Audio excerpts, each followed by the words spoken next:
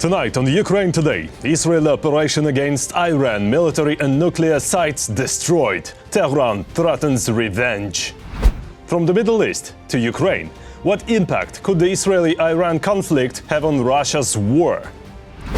Ukrainian strikes a massive fire on the Crystal oil depot in Russia's Engels, and a Russian Su-25 fighter jet shot down. Kremlin's invasion plans. Russia may be preparing a new offensive on Kyiv, Volyn, Zhytomyr, Chernihiv and Odessa. All this and more in today's episode of Ukraine Today. Hi there, we're from Ukraine. My name is Volodymyr Robchun. Please subscribe, hit that like button, and let's go. Let's start with events in the Middle East, because yes, they do affect Russia's war against Ukraine. You will see how in just a moment. So, Israel has launched a large-scale operation against Iran. Israeli jets attacked military and nuclear targets. The main objectives: the uranium enrichment facility in Natanz, Tehran's ballistic missile program and Iran's military command. The Israeli government says the operation is going well, but they also say this is just the beginning. We have just delivered a very successful opening strike. We hit senior command, we hit top scientists working on nuclear bomb development, we hit nuclear facilities. We are making progress. But I also know, and so do you, that wars don't come without a cost. So once again I ask you to carefully follow the instructions of Home Front Command. And it's very likely you'll need to stay in protected areas for much longer than we've been used to until now. The Israeli Prime Minister says Iran has stockpiled enough uranium for more than 10 nuclear bombs and was planning to build 10,000 ballistic missiles within 3 years. And remember, Iran has repeatedly threatened to wipe Israel off the map. All attempts at peaceful dialogue between Tehran and Jerusalem failed. For years, the Iranian regime has called for the destruction of the State of Israel, planning and advancing concrete military plans to do so. Over the past few months, intelligence has shown that Iran is closer than ever to obtaining a nuclear weapon.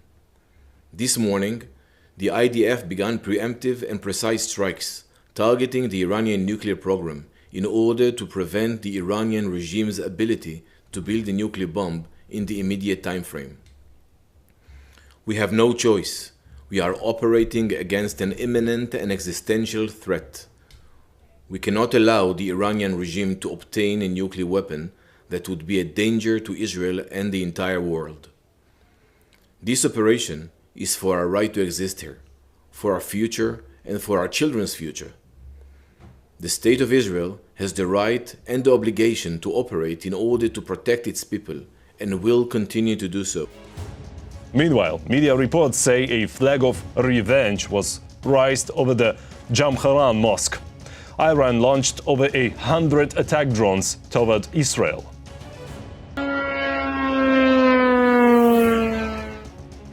The Israeli government told residents and tourists to stay near shelters, but all drones were intercepted. The alert has been lifted. We are also getting reports that Mossad launched kamikaze drones from inside Iran itself. Yes, Israeli intelligence allegedly set up a drone base inside enemy territory.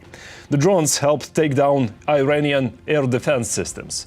Looks like this is Israel's own version of Ukrainian Operation Spiderweb. Now, how does this affect Russia's war in Ukraine? Well, for starters, Iran is Russia's military ally. Tehran supplies weapons to the Kremlin. In particular, those infamous Shahed drones used to attack Ukrainian cities, they came from Iran. So, by destroying Iran's military capabilities, Israel is cutting off one of the sources that fuels the Russian war. The US tried negotiating with Iran. Didn't work. Then Putin said that he will handle it. Yeah, he didn't. So now it's clear, Putin's word means nothing. His influence on global affairs, tiny. And did he defend his ally, Iran? Nope. Because alliances with Russia only work when Russia benefits. And one more thing. Washington keeps pushing for a peaceful solution to Russia's war.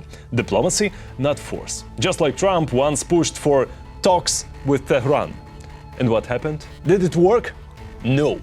Iran kept building nukes and threatening everyone who tried to stop them. So maybe sometimes force actually works better. Maybe the Iranian regime will now ask for talks. And maybe, just maybe, Washington will finally understand the Kremlin, like Tehran, only understands force. We'll keep watching. Now let's jump to Engels, Russia. There a huge fire broke out at the Crystal oil depot, a key fuel supply for Russia's long-range military aviation. Meanwhile, Russia's so-called Ministry of Defense says they intercepted hundreds of drones over Russian territory and Crimea. As usual, they won't say how many actually hit their targets. And guess what? Ukraine's defense forces destroyed another Russian Su-25 fighter jet. Every voice matters. Join our community, support independent journalism and help us bring you the truth from Ukraine. Become a member of Ukraine Today. Join us now. Now some serious news from the front lines. Russian troops may be preparing for a new offensive, targeting Kyiv, Volyn, Zhytomyr, Chernihiv and Odessa. But Ukraine's defense forces are ready. They are launching preemptive strikes, destroying Russian military infrastructure. More on this in our special report. Putin's occupiers are preparing for a new assault on Kyiv. Russian troops may launch a new offensive operation on the capital using the large-scale Zapad 2025 exercises which are set to take place in Belarus as cover. This scenario is not ruled out by Lieutenant Colonel Maxim Zhorin, deputy commander of the legendary 3rd Separate Assault Brigade, but a decision on a possible offensive by the Russians has not yet been made. It's unlikely they'll push through the Chernobyl zone. A strike from the direction of Zhytomyr, Rivne and so on is also unlikely but cannot be ruled out. Do they have the forces for this? I'm not sure, considering that right now they're redeploying divisions and units from the Sumy direction to Zaporizhia, and vice versa. Russia also wants to take control of Odessa. After that, the enemy plans to reach the border with Romania and Moldova, according to Ukrainian President Volodymyr Zelensky. They plan to take Odessa in two ways, if we remember. An amphibious operation was planned, but it fell apart when our armed forces sank and damaged all the landing ships they had. Based in Berdyansk, Crimea, the remaining ships retreated to Novorossiysk. As for a breakthrough by land, in order to take Odessa, they would have to take Kherson again, cross the Dnipro, and go through Mykolaiv. But for now, these are just possible scenarios. The occupiers' real achievement is that their total losses in the war have exceeded 1 million personnel. Now that's a serious anniversary for Russia Day. So what, are we supposed to roll out the red carpet for them or something? Of course not. And here are some more little gifts that have arrived. Agents of the partisan movement Atesh carried out a successful sabotage operation in temporarily occupied Melitopol. While passing on the congratulations to the occupiers, one of the partisans set fire to a military Ural truck. As a result, several invaders from the duty shift remained forever in the fields of Zaporizhia. And in addition, Ukraine's defense forces struck an electronics factory near Moscow that produces components for Russian weaponry.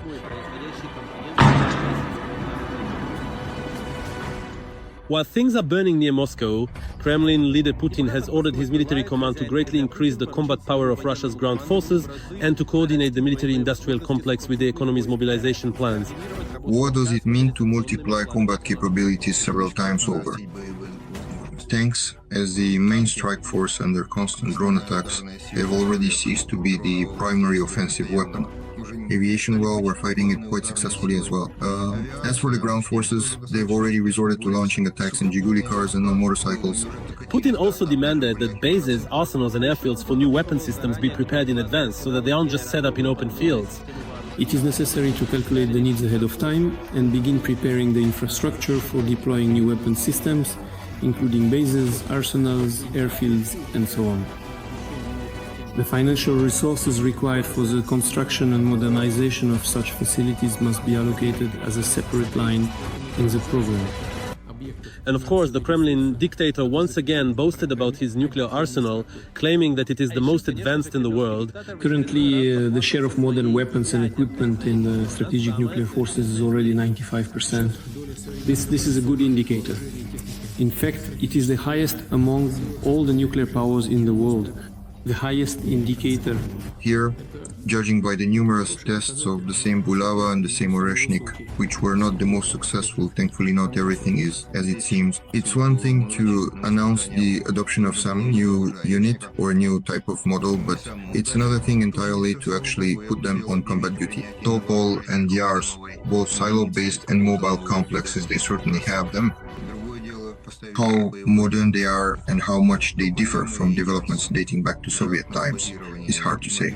But the occupiers did manage to modernize their drones. Russia has likely used the new Tehran-3 missile UAV during the attack on Kyiv. Essentially, it's the same Shahed, but with a jet engine. There have been talks about its appearance since 2024, if I remember correctly. Remains of a small turbojet engine were found after the Shahed or Tehran-3 was shot down. Photos of this turbojet engine are online. They're already circulating, it's no secret.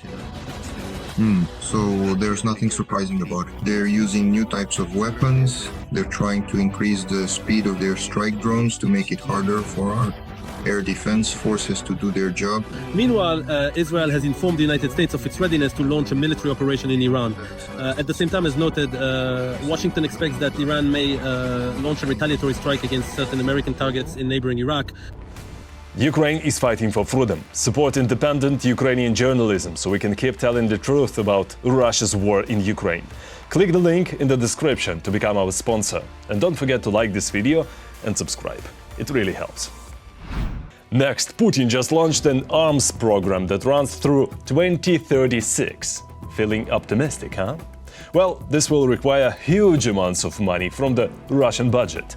And of course, that means cutting funds from things that actually matter to Russian citizens. Details next.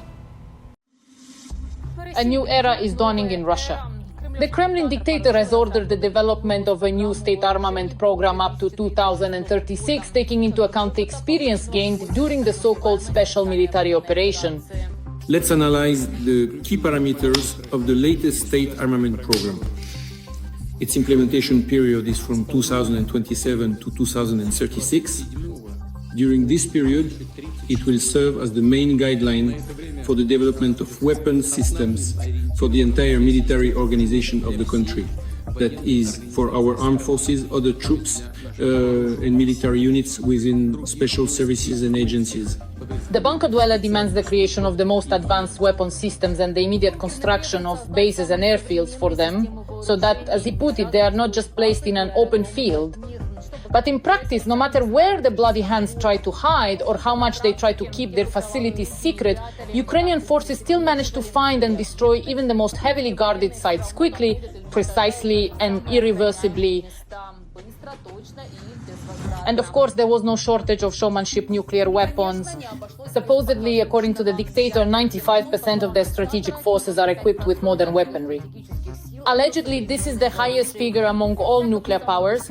Special attention should be given to the nuclear triad, which has been and remains the guarantor of Russia's sovereignty and plays a key role in maintaining the balance of power in the world. But as always, reality may be very far from the actual situation. At the time, we took the necessary steps in a timely manner, precisely in a timely manner, so that now we are at this level.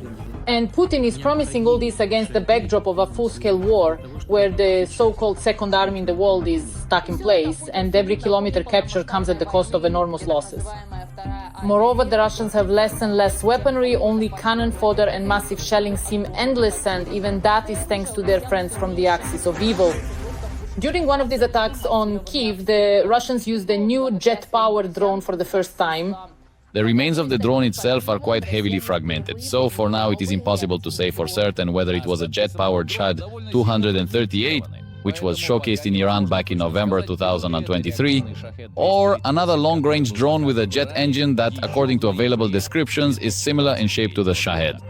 At the same time, one of the components found at the crash site directly indicates that this jet-powered drone shares a number of parts with the original Shahed 136 design. According to Defense Express, this is the avionics panel used for uploading the flight mission, starting the engine, and controlling all other drone systems. It is likely that this refers either to the Shahed 238 itself or to a Russian-made copy based on the Iranian design. Back at the beginning of 2024, there were reports about the possible use of such drones, but at that time Ukrainian forces could not confirm it. An avionics panel was also found, but it is different from the one used in the Shahed 136 and in the jet-powered drone that the enemy deployed recently. And although it is possible that Iran has changed the configuration of the Shahed 238 and moved towards standardization, most likely we are still dealing with the Russian version, according to Defense Express. Essentially, it's a smaller Shahed. Its warhead is half the size, it has a higher speed, and it can reach speeds of up to 550 or even 600 kilometers per hour.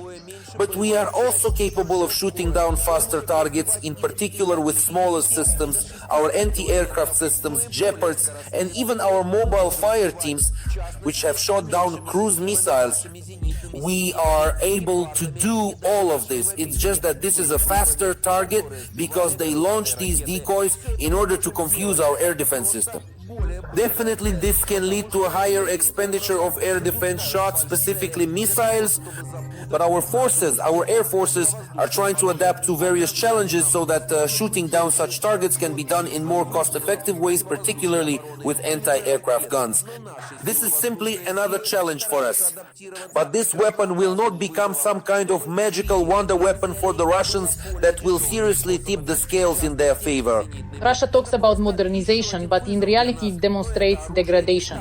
Even the upgraded Gerans do not provide any tangible advantages, and the tactics of massive barrages and human wave assaults are not a strategy, but a desperate attempt to cover up their impotence. Everywhere you look, there is showmanship, overspending, miscalculations, and failures. The only thing that is consistently growing is the losses. And according to estimates, their number has already surpassed 1 million. This is the real price of imperial ambitions. And finally, let's talk money. The Kremlin insists that Western sanctions don't work, but the numbers say otherwise. Russia's financial reserves are running out. In fact, the so-called National Wealth Fund could be completely gone by 2026. But the real question is, will that stop Russia's war?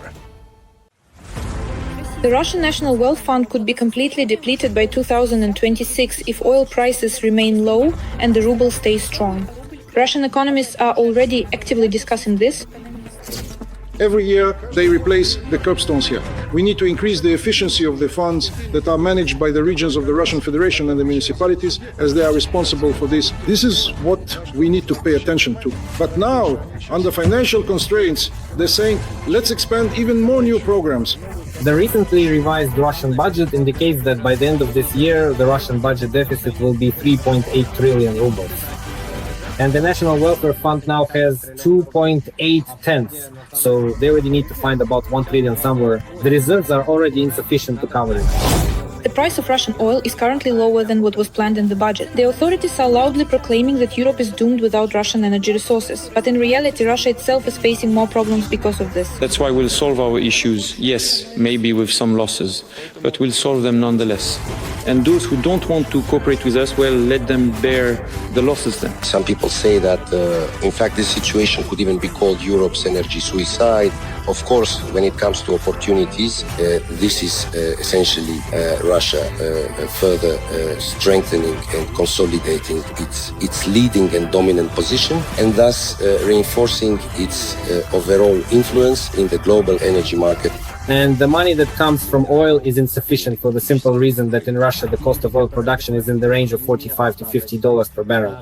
And now when there is talk about the 18th package of EU sanctions and a price cap of 45, which is the lower limit of profitability, it means that there's no way to make any real profit from oil. Moreover, the authorities themselves admit that because of the war and the crazy rise in prices, Russians are afraid and expect the worst. And this is one of the reasons for the rise in inflation. We are concerned that people's inflation expectations remain at elevated levels and are hardly decreasing because people don't buy smartphones and televisions every day, which we just talked about, where either the price growth is low or prices are even falling. What people do buy every day is food and groceries. If prices in that category are rising at a faster rate, then of course this largely shapes inflation expectations. The phrase once said by Putin's stand-in Medvedev, "There's no money, but you hang in there." is becoming more and more of a reality when there really is no money. But it's just not possible to hang in there anymore. For ordinary Russians, propaganda constantly talks about economic growth and rising prosperity, which is of course a lie, because the war budget will be filled at the expense of ordinary citizens. Nevertheless, the Russian economy continues to grow. Industrial growth in Russia amounted to 4.5%. The manufacturing sector grew by 8.1% and mechanical engineering by almost 20%. Smiles, that's a good sign. Now she'll agree, crying. Well, not exactly. Of course, there are a few more options. The first is what the propagandist Mardan and the so-called Orthodox oligarch Malofeev have already talked about, not paying pensions. The second way to save is what Sivanov, the Russian Minister of Finance, once talked about, that there are large resources in the bank accounts of Russian citizens, estimated at over 60 trillion rubles. So there you go, these can be taken. But to entrepreneurs, Putin declares that the war is ongoing and that everyone needs to tighten their belts. Everything is stalling. All these negotiations, in fact, are not needed by anyone. It's obvious, and I've said this more than once already, things will not go back to the way they were before. You shouldn't count on complete freedom of trade, payments, and capital flows. Apart from the National Welfare Fund, there are no resources to cover the deficit.